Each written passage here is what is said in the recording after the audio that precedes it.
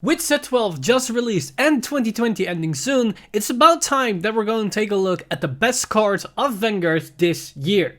So join me on this journey as we're going to take a look at the best grade 1s released this year for Vanguard 2020.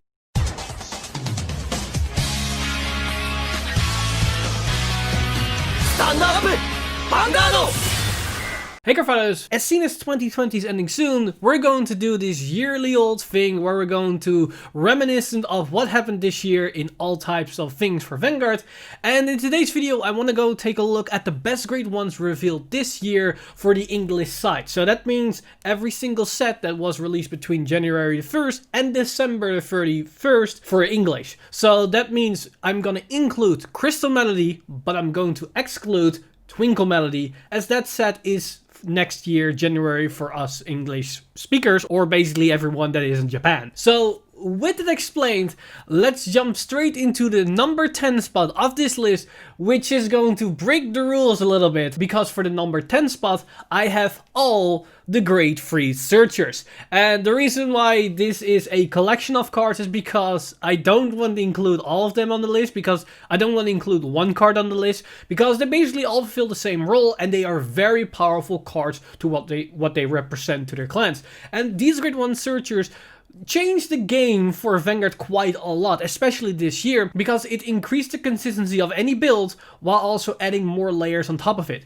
The fact that we can search out any grade 3 from the top 5 and add it to the hand is a very powerful thing, and this was somewhat reminiscent of the old Stride Fodders, which could somewhat do the same thing. So the fact that these cards increase the consistency of any deck that might ever be built from this point onward, because every single Vanguard deck will always rely on the grade 3, doesn't matter if you're playing standard or premium, means that these cards are really impactful. Now, with that some kind of a cheat entry point, let's talk about the number 9 spot. As for the number 9 spot, we've got an Aqua Force card, as we've got Radiant Assault. And yes, you might think, how is this card better than the generic grade 3 searcher? Well, for one point, it's one card instead of a collection of multiple cards.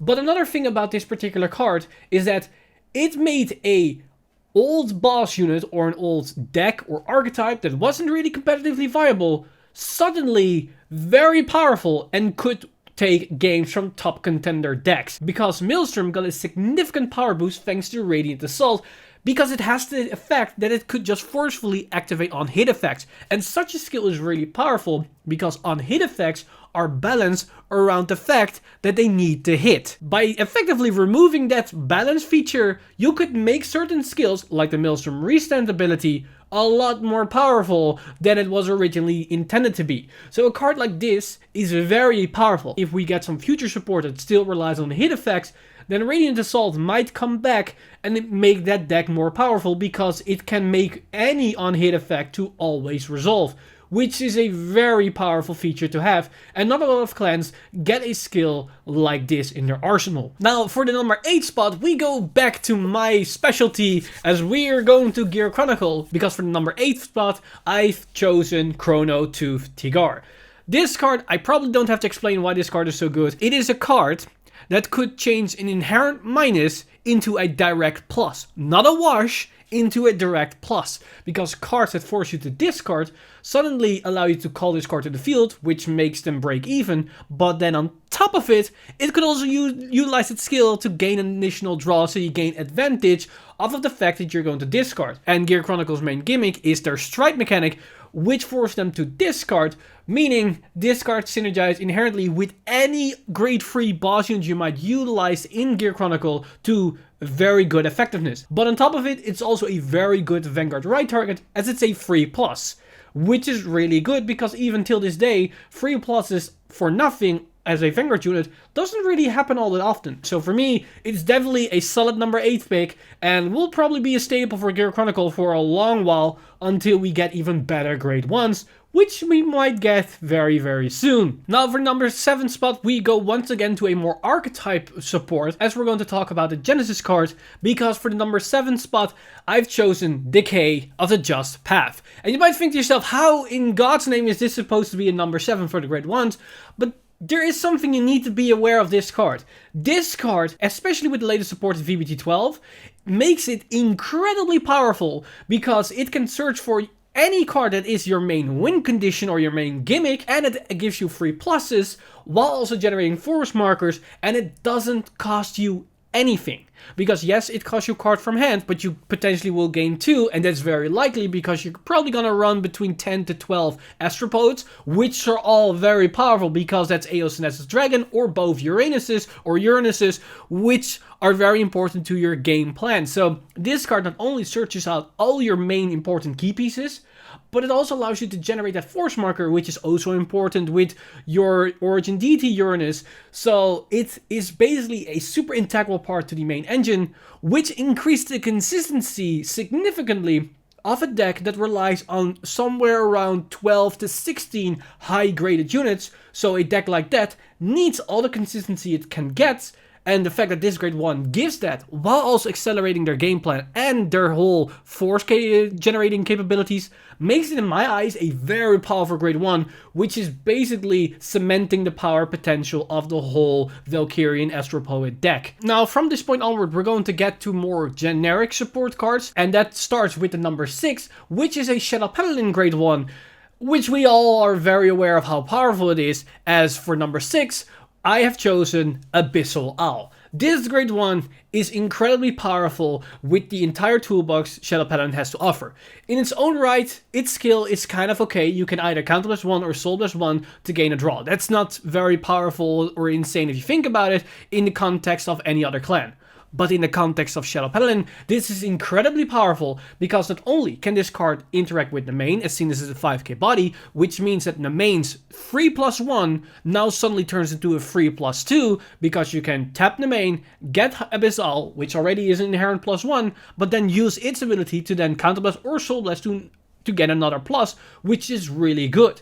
But on top of it, it can also interact with Luward and drag Driver Luward, where you can just Superior Call to the field and negate all the minuses that you needed to do beforehand to gain all your plays, and then adds another layer of extra pluses you are going to generate thanks to Abyssal Owl, which in my honest opinion makes this a solid pick for this list and will probably be a very long staple run for Shadow Paladin as long as they can Superior Call grade 1s or maybe still rely on the main engine if we're gonna go away from Luward. Because why wouldn't you run a card like this that gives you inherently free pluses, unless we go to more offensive capabilities that will then outcompete this card, but I wonder if that's ever going to happen because Abyssal Owl is probably here to stay. Now it's time for the upper half of this list as we're entering the top 5 spot. As for the number 5, I have chosen, surprisingly, a Spike Brothers card, because for the number 5 pick, I have chosen Ambush Dexter. This card, I've talked about it many times before in the set breakdown of this set, even in the set review for Spike Brothers, and I've probably even addressed it in the Rising Nova deck spotlight.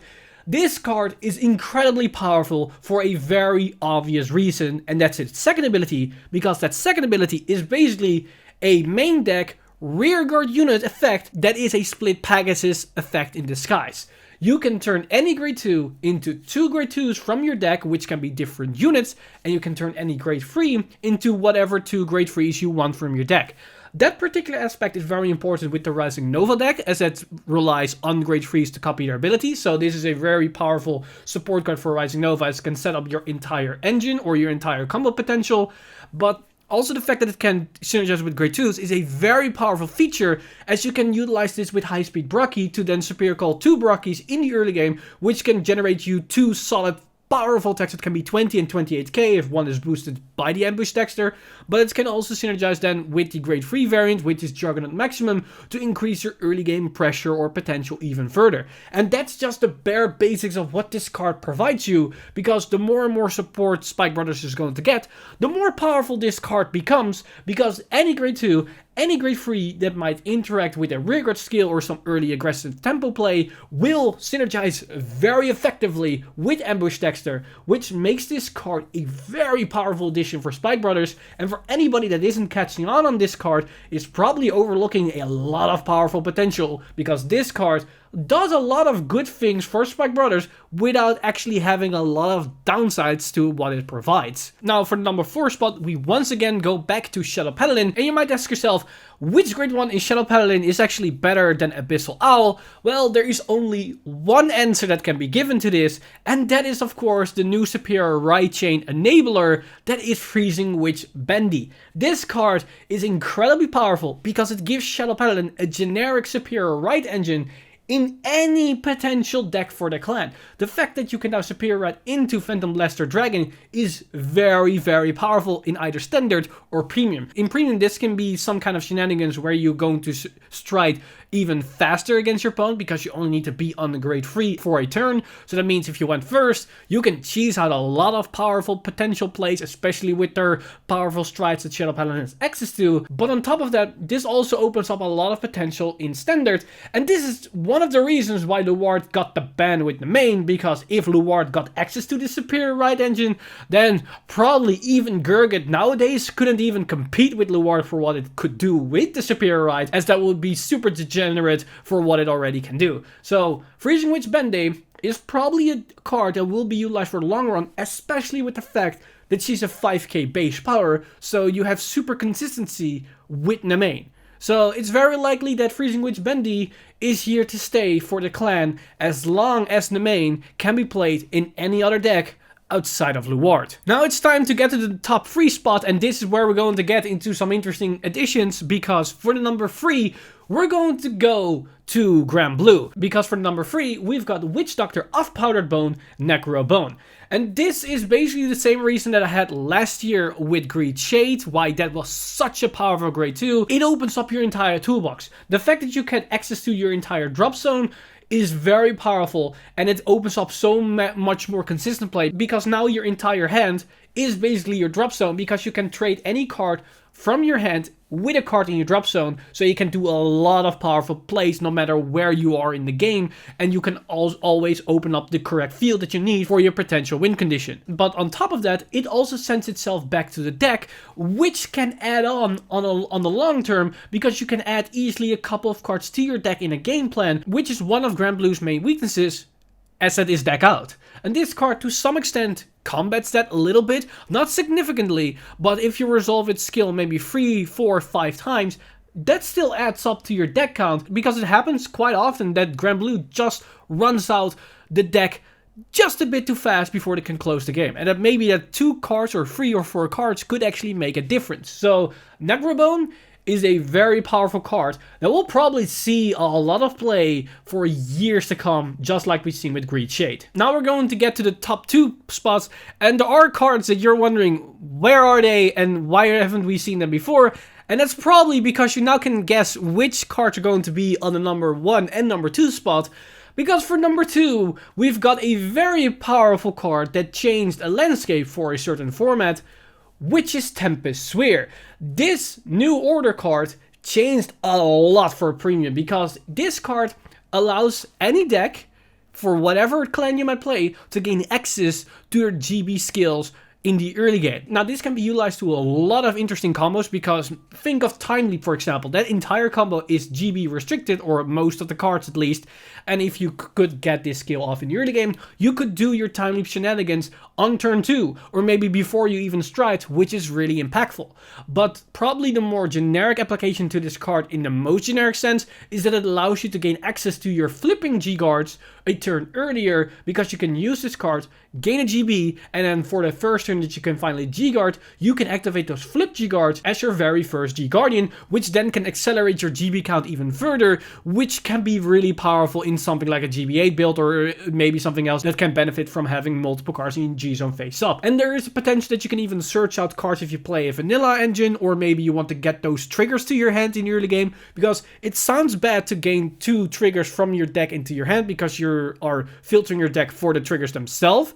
But gaining those high shield value cards in the early game in your hand could potentially help you to secure your finishing play turns, because you can guard those attacks early on, because yes, you might have less chance of damage checking a trigger, but that's RNG, while those cards having effectively in your hand is guaranteed value you can stop from putting more damage or pressure on you. So Tempest Sphere is a very powerful card for premium and is a card that will probably always be considered when building a deck or when playing against an opponent, because you probably don't want to give them the counterblast early on where they can then activate this card, which allows them to enable a lot of powerful potential plays a lot sooner than they were initially thought to get access to. Now, as you have seen, we've got a lot of interesting cards, and for the number 2, we've got Tempest Sphere. So you can already guess which grade 1 is the number 1 most powerful grade 1 of 2020 for Cardfight Vanguard, as that's of course Rain Elemental Zazan. There is no way that this card wouldn't be on the list, and there's no way that it wouldn't be anywhere except for the number 1 spot. If you thought the Tempest Sphere was changing the landscape of premium, this card already did that before it even came out. This card started an entire revolt in the Vanguard community as it started the whole Zazen to 0 movement, which then enabled Bushiroad to limit the card to 1, sadly not to 0, but at least to 1, where its power was put somewhat in check. And even at the limit 1, it's still a powerful card which enables a lot of degenerate combos and a lot of potential plays, because till this day, whenever we see a card released for a future set, we're looking at that card being able to search out or interact with grade 1s, because that means it fetches or searches out this card. And that will then open up a lot more powerful plays or degenerate combos from which standpoint you take that you're putting yourself at. And further than that, I probably don't have to explain why this card is number 1 and why it's so powerful. It's Zazan, or Zarzan, or whatever you want to call it. This card is broken and will always probably be broken, but luckily, it's at least put to 1, which is also the case for this video, because it was put to number 1. And that basically concludes the 10 strongest grade 1s that were released in 2020. Now keep in mind, this is purely subjective, and to some extent I took a bit of liberty in putting certain cards higher up the list or even in the list. For example, the Maelstrom grade 1, you could definitely argue that it shouldn't be on the list, but I think its impact in what it could do and what it did for the Maelstrom deck made it a very powerful grade 1 in the lineup of grade 1s that we've got this year. Because we got a lot of generic consistency cards and cards that allow certain decks to work or function better, but not a lot of wow factor that you would expect. So I wanted to pick certain cards that turned either low budget decks or low tier decks suddenly in a spotlight, or have a certain skill or consistency engine that can make it useful for years and years to come. And also, of course, there are cards that just outright are super powerful and really strong that are defining the meta itself, and that's basically how I build up this list. But with it said, let me know in the comments down below what you think are the best grade 1s released this year for Vanguard, or what you thought should have made the cut. And join me next time when we're going to tackle the best grade 2s of 2020. As always, this video has been brought to you by our lovely patrons over at patreon.com/VanguardInsider. You guys are amazing. If you do want to support the channel or everything that's happening on the channel, you can simply go to patreon.com/VanguardInsider and become a Patreon today. But with that said, I'm Mr. Time Leap, and I see you guys in the next one!